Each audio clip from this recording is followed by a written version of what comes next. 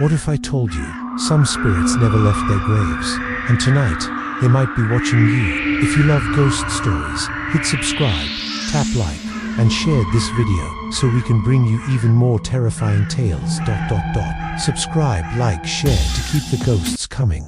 The Black Sea is a mirror of forgotten stories. Beneath its calm, dark surface lies a silence so heavy that it feels alive, a silence that breathes, that listens, that remembers. Sailors who have spent years on this water speak of it as if it were a sentient thing, a vast and indifferent intelligence that swallows sound and keeps secrets. On summer nights, when the air above Novorossiysk tastes of salt and heat, the horizon gleams faintly, as if something beneath the water is burning, far below where light should reach. The fishermen call it the light of the drowned. Others, with more superstition than science, call it the lantern of souls.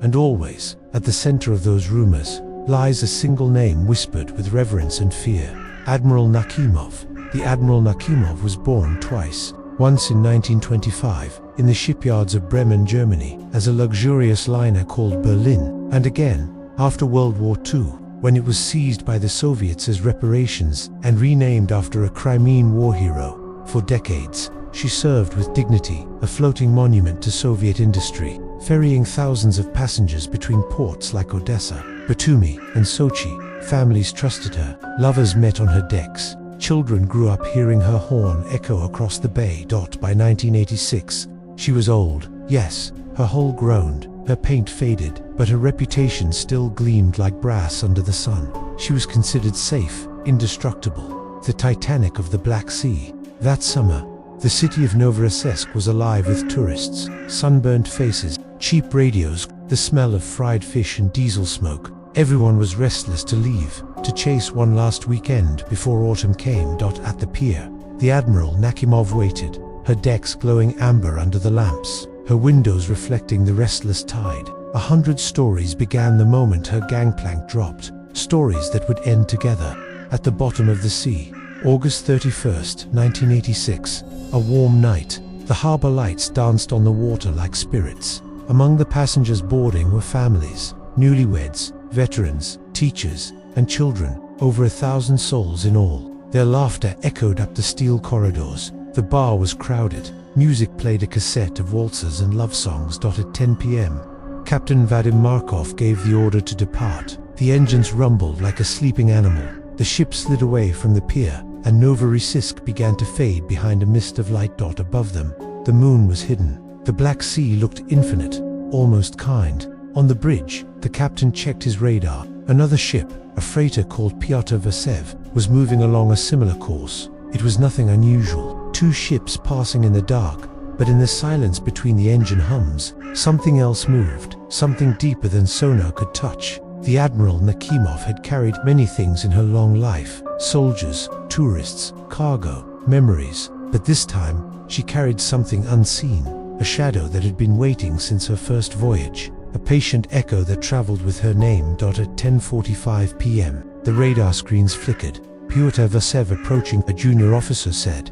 Captain Markov acknowledged with calm confidence, "We have the right of way." Minutes passed. The lights of the freighter grew larger, brighter to bright. By the time they realized the danger, it was too late. The Vasev's bow loomed like a black wall. The air tore with the sound of metal screaming. Impact. The Nakhimov shook violently, lights blinking, alarms howling. A hole 9 meters wide ripped open along the starboard side. Passengers stumbled from their cabins, barefoot and terrified. Mothers clutched children. Men shouted orders no one could follow. The sea poured in, unstoppable. Below deck, the water rose like a living thing, climbing stairs, filling hallways. Within minutes, the ship began to list. "Evacuate," someone shouted, but most lifeboats couldn't be launched. The angle was too steep.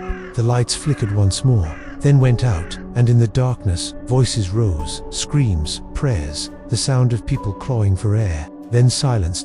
In 8 minutes, it was over. The Admiral Nakhimov sank beneath the surface, dragging with her 423 souls into the black. Above the waves, debris floated, shoes, toys, pieces of furniture. The sea swallowed the rest. When dawn came, the water looked peaceful again, as if nothing had happened. Rescue ships found survivors clinging to wreckage, pale, trembling, Their stories were fragmented, delirious. Some said they had heard singing as they went under. Others claimed to have seen glowing lights swirling around them in the depths. One man, still half drowned, whispered, "The ship didn't go down alone. Something was waiting for her."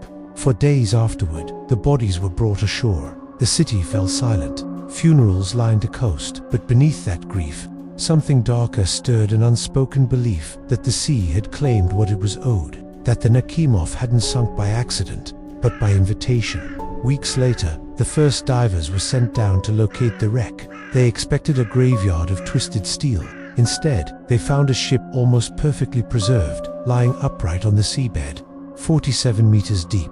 The corridors were intact. The lights from their torches flickered against glass and brass, reflecting like eyes. Inside one cabin, a child's doll floated upside down. In another, a table was still set, plates arranged neatly, glasses unbroken.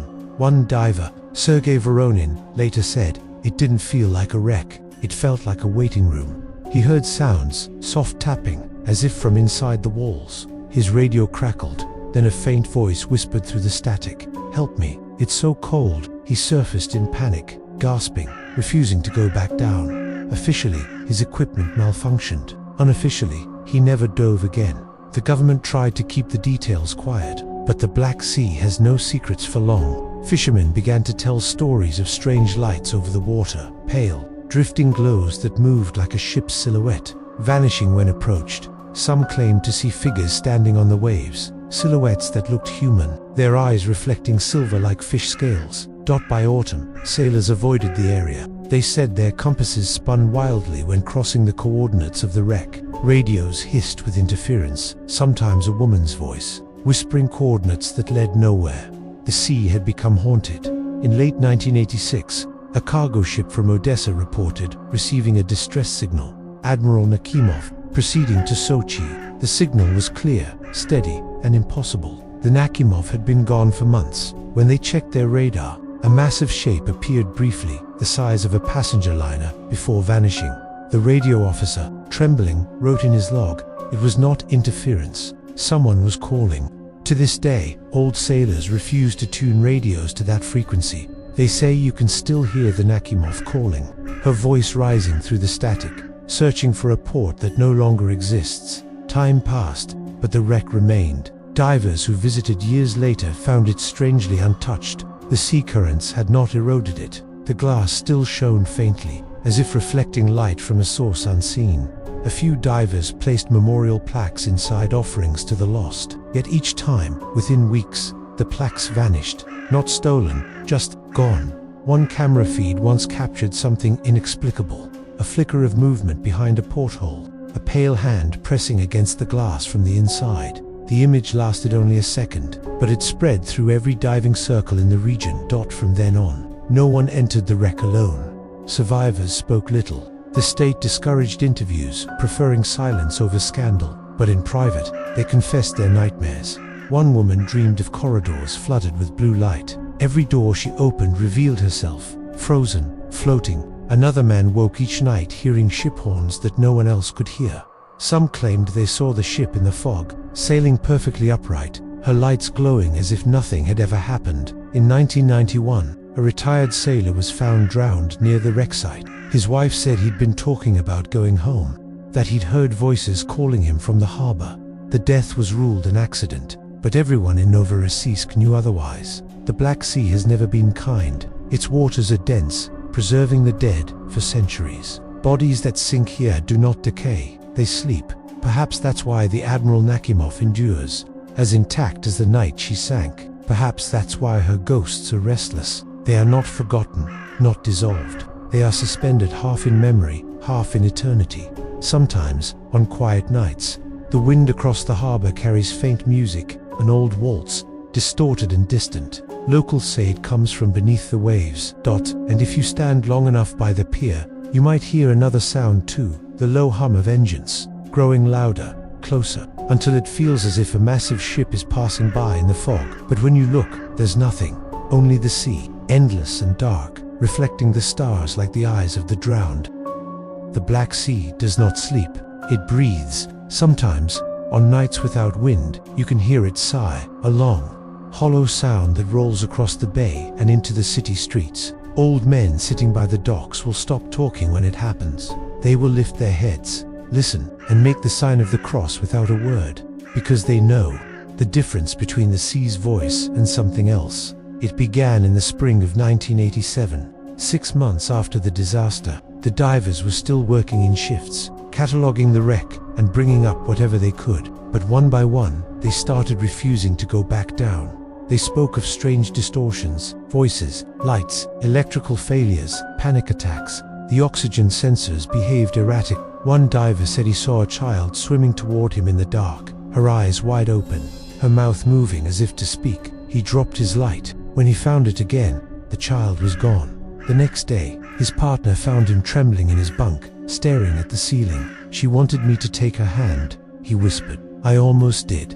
Another diver, Boris Grekov, claimed he saw lights moving along the ship's corridor windows, a row of portholes flickering as if the electricity had come back to life. He tried to film it, but the camera malfunctioned. When he reviewed the footage later, he found something else. Faint faces reflected in the glass, floating past as though the ship was still sailing. That was the last dive Grekov ever made. By summer, the Navy officially ended deep recovery operations, citing psychological strain. But the whispers had already escaped the sea. The pier became a shrine. Every evening, families of the lost came to throw flowers into the waves. They stood in silence, eyes on the horizon, waiting. Some swore they heard faint music drifting up from the water, a slow waltz, the same one that had played in the ballroom the night the ship sank.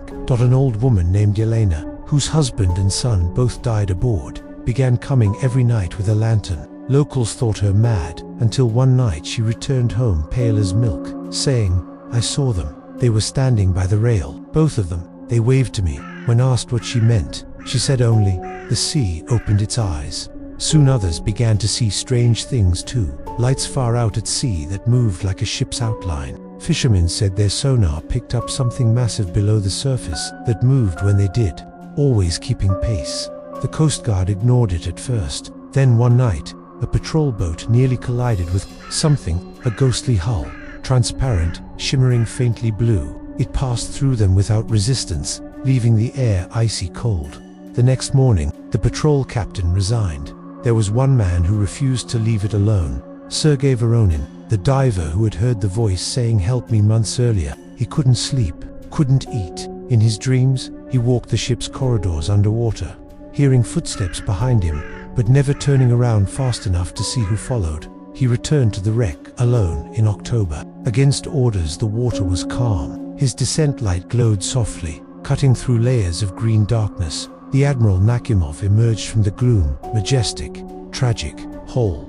He entered through the promenade deck, gliding past the shattered ballroom doors. His flashlight swept across the floor, and for a moment, he saw shadows dancing, dozens of them, moving in slow rhythm, the ghost of a dance frozen in time. He lifted his camera, trembling, and began to film. The temperature dropped so suddenly that his gauge fogged over. Then, through his cum line, came a sound, a voice, clear, unmistakable. "Sergei, you came back."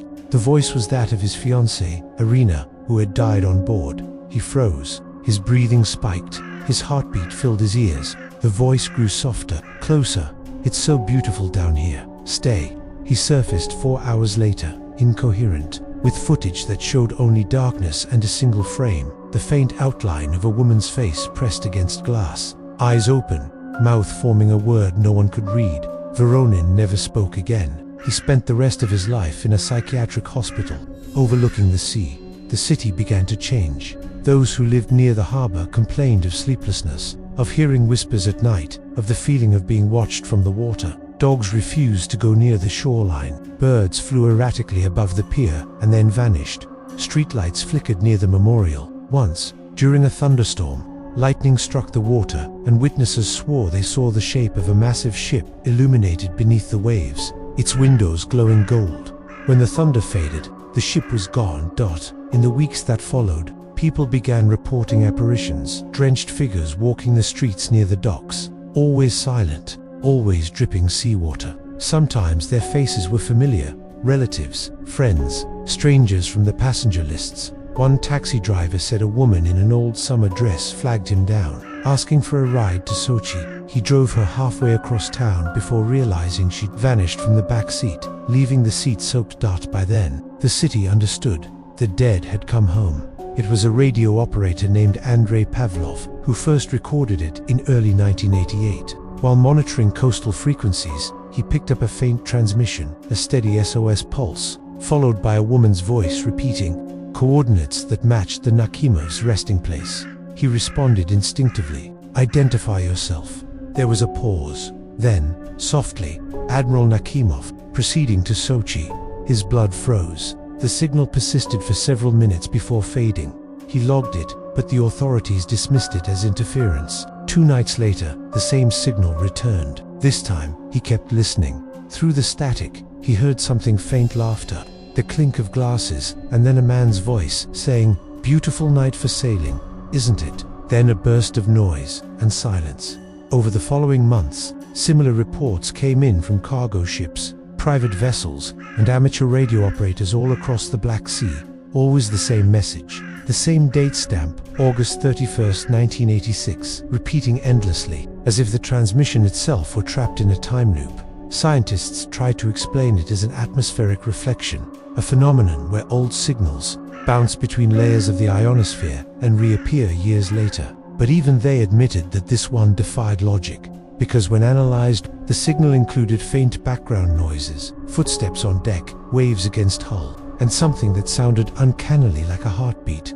Children in Novorossiysk began to dream of the ship. They drew it in school, always the same, a great liner sailing under a dark moon, with faces looking out from its windows. Parents dismissed it as rumor, but the drawings continued. Some kids woke screaming, saying the sea was calling their names.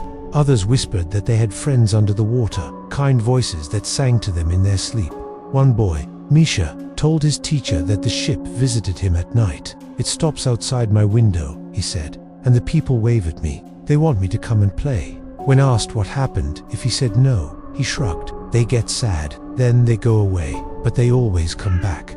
That winter, Misha disappeared while playing near the docks. His footprints led to the edge of the pier and ended. The police searched for days. They found no body, but on the 4th night, fishermen reported seeing a small figure standing on the deck of a glowing ship out at sea, waving toward the shore. In 1990, a group of oceanographers conducted acoustic mapping of the wreck area. Their underwater microphones, hydrophones, recorded faint, rhythmic pulses that repeated every few hours. At first, they assumed it was geological noise or engine echoes from passing vessels, but when the data was filtered, a pattern emerged, structured, melodic. One of the researchers, a woman named Dr. Larissa Volkov, recognized the tune. It was an old Soviet waltz, the same one known to have played aboard the Nakhimov just before the collision. They replayed it in the lab, and the room grew silent. The melody was warped, ghostly, but unmistakable, as if the sea itself were playing back the ship's final dance. Volkov later confessed in her journal, "When we turned off the speakers, I still heard it faintly, in my head, like an echo that wouldn't stop. I think it's still playing down there, over and over." Within a year, Volkov left oceanography entirely. No explanation. Her colleagues said she became obsessed with the idea that the dead were broadcasting. There is an old lighthouse that guards the northern edge of Novorossiysk Bay, a lonely tower of stone and glass. In 1992, the keeper, Alexei Dubrov, wrote a report claiming to have seen the Admiral Nakhimov. It was close to midnight. The sea was calm, moonlight rippling on the waves. He saw lights approaching from the southwest, a great ship, bright and silent. He reached for his radio, but no response came. The ship glided closer, and for a moment, he saw people standing on deck, hundreds of them, motionless, their faces pale and shining like porcelain. Then the lights flickered, and the ship dissolved into mist. When the morning watch arrived, they found Dubrov sitting on the stairs of the lighthouse, drenched, staring blankly at the horizon. He never spoke again. Today, the lighthouse still operates automatically, but locals swear they sometimes see a man's silhouette pacing the balcony on stormy nights. As the years passed, the line between myth and memory blurred. Every few years, a fisherman vanished, a swimmer drowned, a diver failed to surface. The numbers were small, but the pattern was undeniable, all near the Nakhimov's coordinates. Those who returned alive spoke of strange currents, of sensations like invisible hands pulling them downward. One diver said he felt a sudden pressure in his chest, not pain, but longing, as if something below were calling to him, offering comfort. He described hearing a voice that said, "It's not over, we're still here." The sea had become a doorway, and something on the other side was beginning to reach through. By the late 1990s, the stories had faded into folklore. A new generation grew up, knowing only fragments: the ghost ship, the radio calls, the drowned. But in 1999, a yacht sailing from Sochi to Crimea encountered something that reignited the legend at around midnight. The crew spotted a liner-shaped glow on the horizon. They assumed it was a cruise ship, but as it drew closer, it emitted no sound, only the faint strain of music. The captain tried to hail it on all channels. No reply. The glow intensified, and for a brief, impossible moment, the Admiral Nakhimov appeared, restored, brilliant, immaculate. The passengers on deck were laughing, dancing. Then, as quickly as it came, it vanished, leaving only ripples and a drop in water temperature of 5 degrees. The yacht's instruments recorded it all.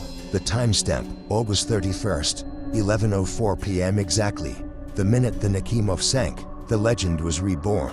In 2004, a young marine archaeologist named Nikolai Dvornikov arrived in Novorossiysk. He had grown up hearing tales of the haunted ship and wanted to prove or disprove them scientifically. He led a small expedition to document the wreck with modern equipment. On the first descent, everything went smoothly, but when Nikolai entered the main corridor, he heard something through his headset. Faint, rhythmic tapping, Morse code. He wrote it down when he surfaced. "Still here, come back." At first he assumed it was interference from another device, but the tapping persisted on every dive. Always the same words. On the final day, his camera captured something that no one could explain. A reflection of a man in a captain's uniform standing behind him, face shadowed, hand raised in salute. Nikolai turned, but there was no one there. He ended the project abruptly. His final report ended with a single line: "It is not a wreck, it is a memory that breathes." What lives beneath the Admiral Nakhimov now is not decay, but repetition. The ship still stands upright, her corridors intact, her lights eternally flickering in some unseen spectrum. Those who have gone deep enough say time behaves strangely down there. Watches stop, lights dim and brighten without cause, voices echo that shouldn't exist. It's as if the moment of collision is still happening, looping endlessly in the dark, a wound in time that never closes. Perhaps the Admiral Nakhimov didn't just sink, perhaps it was absorbed into the Black Sea's consciousness, the collective memory of every life the ocean has taken. And maybe, just maybe, the sea is trying to remember through us. It was 30 years after the sinking when the sea turned still again. No wind, no tide, no sound, only the moon above the harbor, so bright it painted a silver road across the water. That night, a photographer named Daria Melnichenko stood by the pier, taking long exposure shots of the coastline. Her father had died aboard the Admiral Nakhimov, though she was only a child then. As her camera clicked, she noticed something strange through the lens. Faint parallel lights far out at sea. They shimmered like candle flames trembling under glass. She zoomed in. The lights formed rows, decks, windows, a ship dot. She thought it must be a passing vessel, but then realized it was in the exact position of the Nakhimov wreck. The camera continued to capture images every 30 seconds. When Daria reviewed the photos later, her hands shook. Each frame showed the ship more clearly, first as a faint blur, then as a shining outline, then fully formed, as though a resurrected dot in the final frame. Before the apparition vanished, she saw people on the deck. One of them stood apart, a man in uniform, hand raised to his brow in salute. Her father. The next morning, she developed the images, but in daylight, the figures had faded, the negatives blank, the ship gone. Only the water remained, dark and infinite. Yet Daria swore she could still feel the pressure of his gaze, the warmth of a presence behind her, whispering through the wind, "We are not lost, we are only waiting." The night after the photographs were taken, Novorossiysk was shaken awake by sound. At exactly 11:04 p.m., a low, mournful horn echoed across the bay, deep, resonant, unmistakable. Every fisherman, every guard, every night wanderer heard it. The harbor lights flickered, the waves rose slightly, though there was no storm. The horn sounded again, long, slow, filled with weight, as if calling through the centuries. Phones lit up across the coast. Witnesses flooded emergency lines, saying they could see a ship made of light emerging from the mist, gliding silently toward the shore. Old sailors fell to their knees. "It's the Admiral," they whispered. But the ship never touched land. It hovered just beyond the breakers, glowing with impossible brightness, before dissolving like smoke into the sea. For hours afterward, the water glowed faintly phosphorescent, and beneath the surface, sonar buoys recorded movement, a heartbeat. The Black Sea had spoken again. Soon after, the Orthodox priests of Novorossiysk began a ritual unlike any before. They called it the Blessing of the Drowned. For decades, the families of the Nakhimov's victims had begged the church to hold a mass over the wreck. Now, in the wake of the new sightings, they finally agreed. On the appointed night, a convoy of small boats sailed out to the wreck site. Priests stood at the bow, robes whipping in the wind, incense curling through the air. Bells rang from the harbor behind them, echoing like faraway thunder. They cast wreaths of white lilies into the sea, and lowered crosses on golden chains into the water. The head priest raised his hands and said, "Let the souls at rest find their way home."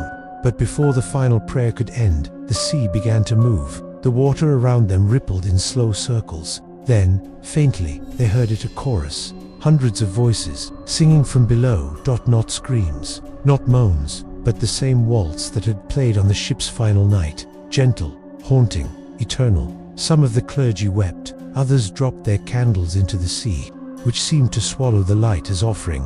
When they returned to shore, the wind carried the song back to them, faint, dying, but peaceful. For the first time, Novorossiysk slept without nightmares. But the sea is never finished. One man refused to accept peace. Nikolai, the archaeologist who had once recorded the Morse message, still here, come back. After years of silence, he returned, older, haunted, driven by something he could not name. He said he wanted to speak to them.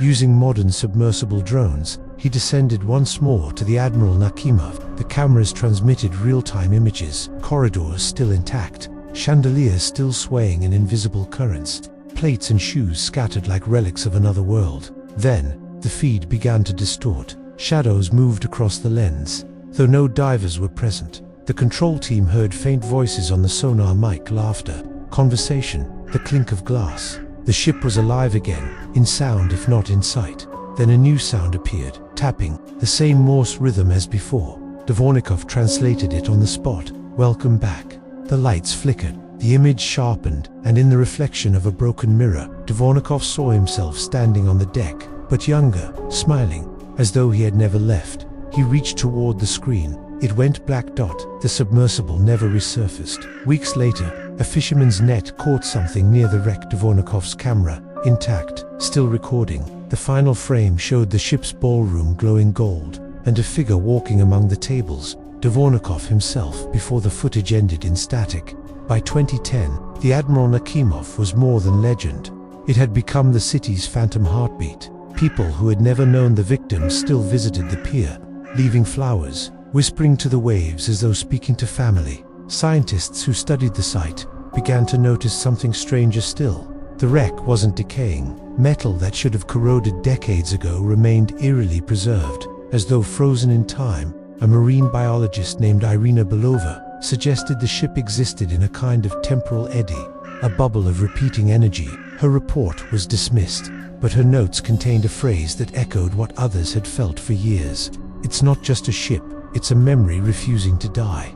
In that way, the Nakhimov became a symbol not of tragedy, but of persistence, proof that some memories can anchor themselves so deeply in the fabric of that world that even death cannot erase them. In the following years, similar phenomena appeared across the Black Sea. Unexplained ship silhouettes in Crimea and Batumi, radio interference repeating coordinates of the divers hearing voices underwater calling them by name. Local folklore began calling it the Admiral's Wake, the belief that the ghost ship was not stationary but sailing, endlessly retracing its final voyage across the Black Sea. Some said it was ferrying lost souls from other wrecks, gathering them into its spectral crew. Fishermen swore that, on certain foggy nights, the sea shimmered with moving light, as if an invisible fleet was sailing beneath the surface, towards some destination no living man could reach. A traveling mythologist described it best. It's as if the Black Sea itself became a cathedral, and the Admiral Nakhimov, its eternal choir. In 2016, 30 years to the day after the sinking, coastal radios across the region began receiving a signal again. It was faint, rhythmic, layered with static. But this time, instead of SOS, the transmission carried a single sentence: clear, calm, and deeply human. The voyage continues. It repeated for 12 minutes, then stopped. No source was found. No ship registered on radar. The coordinates it transmitted led directly to the wreck site. Scientists tried to dismiss it as interference, but the message carried an impossible signature, the exact frequency once used by the Admiral Nakhimov's bridge radio in 1986. Was as though time itself had cracked open, just enough for the dead to send one last message across the years that the world listened. Then, silence. Years later, Daria Melnichenko, the photographer who once captured the ghostly image, returned to the same pier where it all began. She was older now, her hair silver, her voice soft as the tide. She carried a single lily dot. She stood facing the horizon, whispering her father's name. The wind was calm. The sea glowed faintly blue beneath the rising moon, and then she heard it faint music, like the echo of a ballroom waltz carried on the breeze. She looked up and saw it, far out, at the very edge of sight, the silhouette of a great ship, glowing gently, moving slow and silent toward eternity.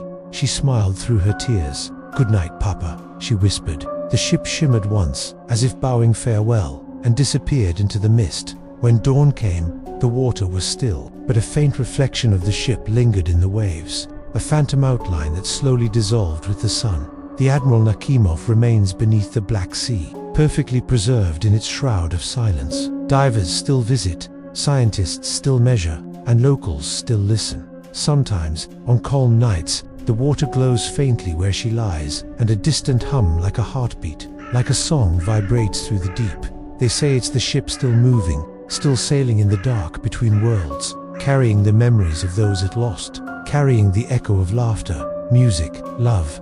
For the sea never forgets. It simply waits, endless, patient, cradling every story it has claimed. And if you listen closely, standing at the edge of the Black Sea when the moon is high and the wind is still, you might hear it too. The horn, the music, the whisper of 423 souls, still sailing toward dawn. The harbor of Novorossiysk changes slowly, like an old man learning to walk again after heartbreak. The cranes rise and fall. New ships come and go. Children play on the same docks where their grandparents once watched the Admiral Nakhimov depart for her final voyage. But the sea never forgets its shape. At dusk, when the air smells of diesel and salt, the water darkens to the color of bruised glass. The fishermen packed their nets early, whispering prayers under their breath, afraid of what the night might bring. And when the fog rolls in from the south, the city becomes quiet, as if waiting for something to return. They say if you listen closely, you can still hear the faint murmur of engines beneath the waves, the steady pulse of a ship that has not stopped moving since 1986. In 2025, a small maritime museum opened near the pier, dedicated to the Admiral Nakhimov. It is small, just a handful of photographs, recovered artifacts, and a room of letters written by the victims' families. The centerpiece is a single display case, lit by a soft blue light. Inside lies a rusted brass compass, found near the captain's bridge. Its needle no longer points north. Instead, it trembles, always slightly east, toward the open sea. Visitors say the room feels colder than the rest of the museum. Children sometimes claim to hear footsteps behind them, though no one else is there. The guide says it's the building settling, but when the night guard does his rounds, he swears he hears music drifting from that room. A waltz, always the same tune. The museum closes early now, before dark, not out of fear, but respect. Farther down the coast, on the edge of Cape Dube, an old lighthouse keeps its watch. The keeper, an ex-sailor named Mikhail Grigorov, has tended it for over 40 years. He remembers the night of the sinking like it happened yesterday. He saw the flash, the flames, the horror, and later, he helped pull the bodies from the sea. He buried 20 of them himself, nameless, wrapped in canvas. But he tells a story few believe. One night, a decade after the tragedy, he saw a ship of light glide across the horizon, silent as a ghost. Through his binoculars, he swore he saw people on its decks, men and women dressed in white, waving toward the shore. He rang the alarm, thinking it a real vessel in distress, but the radar showed nothing. When he looked again, the ship had vanished. Mikhail never doubted what he saw. It wasn't a ghost, he says. It was remembrance. The sea, showing me what it keeps. Now, every year on August 31st, he lights an extra flame in the lighthouse's lantern, a second beacon, he says, for the Admiral Nakhimov to find her way home. Below, in the eternal night of the Black Sea, the wreck lies untouched. Its steel bones are covered in thin layers of silt, but the outline remains whole, proud, solemn, monumental. Robotic cameras show that everything inside is eerily preserved. Porcelain cups on tables, shoes by doors, luggage untouched. The air trapped inside is ancient and still. Scientists say the unique chemistry of the Black Sea, devoid of oxygen in its deeper layers, prevents decay. But those who believe in spirits know better. They say the sea is guarding her children. Divers who descend there speak of a weight, not just of water, but of presence, a silent attention pressing against their minds, as if the ship itself were alive, dreaming. They sometimes hear sounds, a creak, a sigh, the faint rhythm of a song vibrating through the hull. A man named Pavel once emerged, sobbing, refusing to return. When asked what he heard, he said only, "They were laughing. They didn't know they were dead." Every port has its watcher, a figure who lingers, gazing at horizons no one else can see. In Novorossiysk, that man is Sergei Antonov, the last surviving crew member who was rescued from the Admiral Nakhimov. He is 82 now, thin as driftwood, eyes like faded glass. He visits the pier each evening at sunset, bringing with him a small bottle of vodka and an old captain's whistle. He pours one shot into the sea. "For the boys," he mutters. Then he sits and listens. Sometimes he talks to the water, sometimes he sings, but mostly he listens. When asked why he returns, he says, "Because they're still there. You don't leave shipmates behind." Once, during a fog so thick it swallowed the pier, a tourist claimed to see him standing at the edge, talking to someone invisible. The tourist swore he heard a reply, faint, distant, like wind caught in a glass bottle. When the fog cleared, Sergei was alone, smiling softly. "They said they're almost home," he whispered. On the 30th anniversary of the disaster, something extraordinary happened. At midnight, all sound vanished from the harbor. No waves, no wind, no gulls. Even the air seemed frozen. Then, without warning, a vast glow spread beneath the surface of the water, a pale blue light that stretched for miles, tracing the outline of a ship beneath the waves. For 10 full minutes, the entire bay shimmered with that light, and faintly, very faintly, music could be heard. The same melody survivors had remembered from the ship's ballroom. No one moved, no one spoke. Then the light began to rise, spiraling upward through the water like ascending souls. When it reached the surface, it scattered into mist, glowing droplets that drifted toward the shore and vanished into the air. The next morning, the sea was perfectly calm, but fishermen found hundreds of lilies floating across the surface, white, fresh, and untouched by salt. No one could explain it. No one tried to. In the years since, strange technical anomalies have continued near the wreck. Sonar readings sometimes show impossible structures, moving corridors, changing shapes, echoes that seem to respond to the ping. In one experiment, a team sent a sonar pulse in Morse code, spelling the word hello. The sea replied. The return signal spelled, clearly and deliberately, "Welcome aboard." The scientists laughed nervously at first, calling it coincidence, but one of them, a young acoustician, quit the project the next day. He said he'd heard his own name whispered through his headset before the signal ended. They archived the recording. It's still there, in a locked government folder, labeled simply, Echo, Anomaly, Classified. Every body of water has a voice. The Atlantic moans, the Pacific breathes, but the Black Sea whispers. Its language is one of loss, the murmuring of ships and souls it has taken and never returned. The Titanic has her fame, the Mary Celeste her mystery, but the Admiral Nakhimov has something deeper, a consciousness built from memory and mourning that refuses to fade. The locals now say the ship sails not on the sea, but within it, a phantom organism that pulses with the rhythm of the earth, moving through the unseen layers of history like a heartbeat through eternity. And sometimes, on perfectly still nights, when the world above sleeps and the moon hangs low, the water becomes a mirror, and for one trembling instant, the reflection shows not the sky, but the deck of a great ship. crowded with faces that once belonged to the living. They do not look sad, they look eternal. In 2022, an underwater drone captured a brief but haunting sequence of footage. Inside the Nakhimov's main corridor, letters had been scraped into the rust on the wall. They spelled, "We are home." No diver claimed responsibility. The letters were too precise, too fresh, carved where no light or hand could easily reach. The footage went viral for a few days, before being quietly removed from the internet. But some still keep copies, watching them late at night, unable to decide whether to feel peace or terror. Because what is a ghost, if not memory refusing to let go? What is a shipwreck, if not a doorway between what was and what still is? Now, almost 40 years later, the Black Sea still glows faintly on certain nights. The Coast Guard calls it bioluminescence. The sailors call it the ship waking up.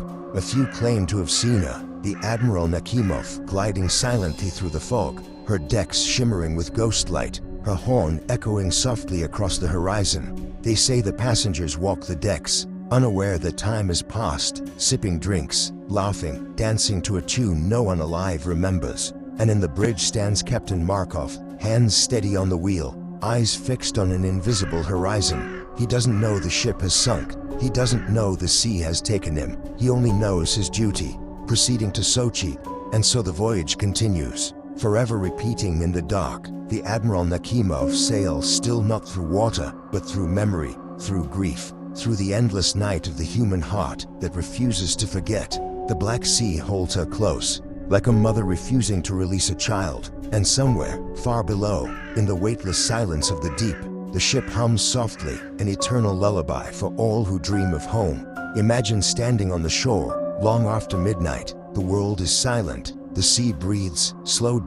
You raise your eyes, and there, far out where the horizon meets the sky, a faint light gleams, moving steadily forward. No radar will see it, no radio will catch its voice, but your heart will know. But as the Admiral Nakhimov, it is every soul that ever drowned whispering to the living, do not be afraid of the dark. We are still sailing, we are still singing.